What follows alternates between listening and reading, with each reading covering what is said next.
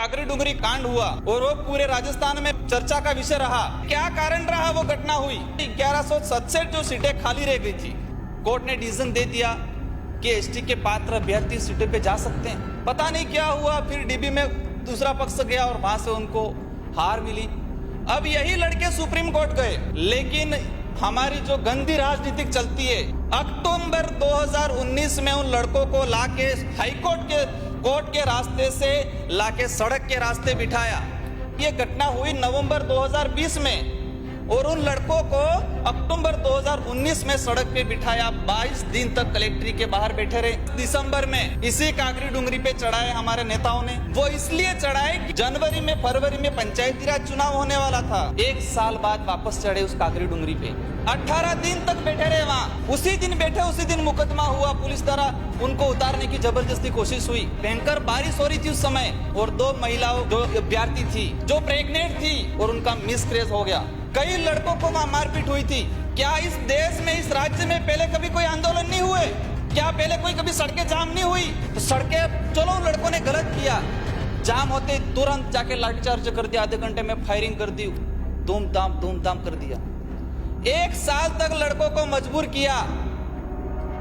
22 दिन तक कलेक्ट्री के आगे बिठाया, 12 दिन तक उसी काकरी डुंगरी में पे बिठाया और वापस 18 दिन तक उसी काकरी डुंगरी पे बिठाया।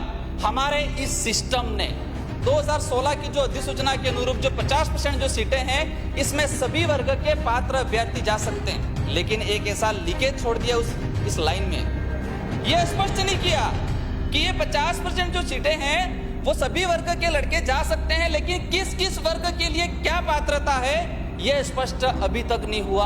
इसीलिए ये घटना हुई। 2 लोगों की जान गई। उन लोगों को अब तक कोई मुआवजा नहीं मिला। फायरिंग हुई। जो राजा रजवाड़ों के समय, अंग्रेजों के समय जो चलता था, वही उस समय चला।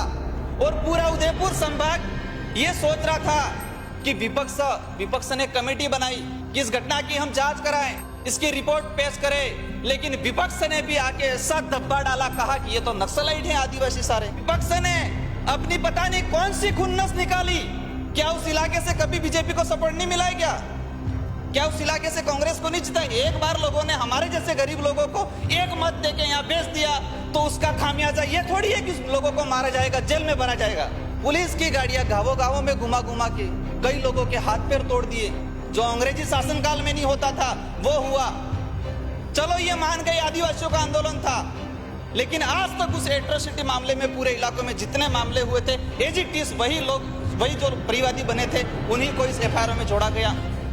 20 से 25 एससी समाज के लोगों को जोड़ा गया इसमें। एक ऐसी घटना बताऊंगा मैं। एक हरिजन टीचर था, वो सुबह स्कूल जा रहा था, अपनी मोहाली में इसकी पोस्टिंग थी, और पुलिस इसको उसका नाम और उसकी जाति पकड़ के जेल में डाल ली थी। उसका पैर तोड़ दिया गया, उसको जेसी कर दिया गया। क्या, कौन सा तरीका है ये? माइनॉरिटी के लोगों को डाल दिया बीच में। सारे हमारे लोगों तो पार्टी के खेरवाड़ा का सीआई साहब कहते हैं हम तो सबको डाल देंगे अंदर। हमारा प्रदेश अध्यक्ष से लगा के सारे के एफआईआर में मुकदमे में डाल रखे। कौन सा गुनाह किया था हमने?